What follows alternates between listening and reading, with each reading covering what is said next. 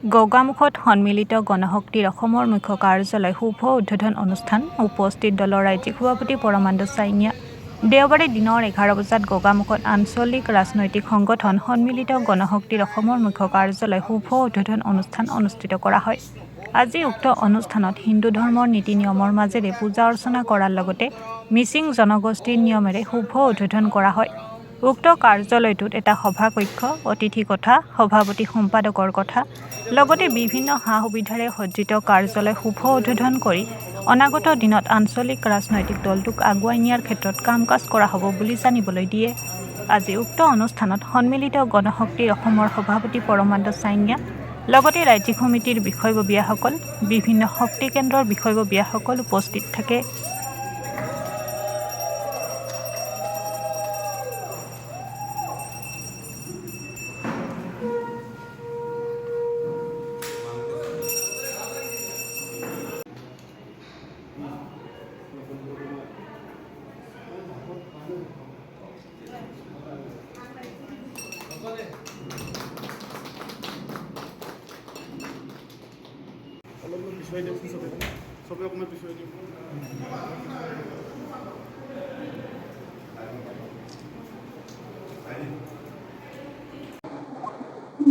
বহুদিনৰ পৰা এটা সন্মিলিত গণশক্তিৰ স্থায়ী কেন্দ্ৰীয় কমিটিৰ অভাৱ অনুভৱ কৰি আহিছিলোঁ।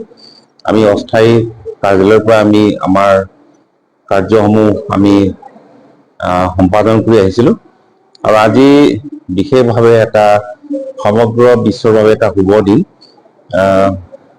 আন্তৰ্জাতিক নাৰী দিৱসৰ লগতে সংগতি ৰাখি আমি সন্মিলিত গণশক্তি অসমৰ কেন্দ্ৰীয় কাৰ্যালয় NH-15 ৰোডৰ কাষতে অৱস্থিত গগামুখত আমি ইতিমধ্যে গৃহপ্ৰৱেশ কৰিলোঁ আৰু এতিয়াৰ পৰা এই যিটো আমি ইয়াৰ নামাকৰণ কৰিছোঁ সমন্বয় ভৱন, এই সমন্বয় ভৱনৰ পৰাই সন্মিলিত গণশক্তিৰ অসমৰ যিমানবোৰ আমাৰ সিদ্ধান্ত বা আমাৰ কাৰ্যক্ৰমণিকা ইয়াৰ পৰা পৰিচালিত কৰিম আৰু ইয়াত আমি ক্ৰমান্বয়ে আমি পৰৱৰ্তী পৰ্যায়ত আমি আমাৰ কৰ্মকৰ্তা আহিলে তেওঁলোকে নিশাটো কটাব পৰাকৈ আমি ইয়াতে আমি ভৱন নিৰ্মাণ কৰিম আৰু ইয়াতে আমাৰ নাৰী শক্তি, কৃষক শক্তি আৰু শ্ৰমিক শক্তিৰ তেওঁলোকৰ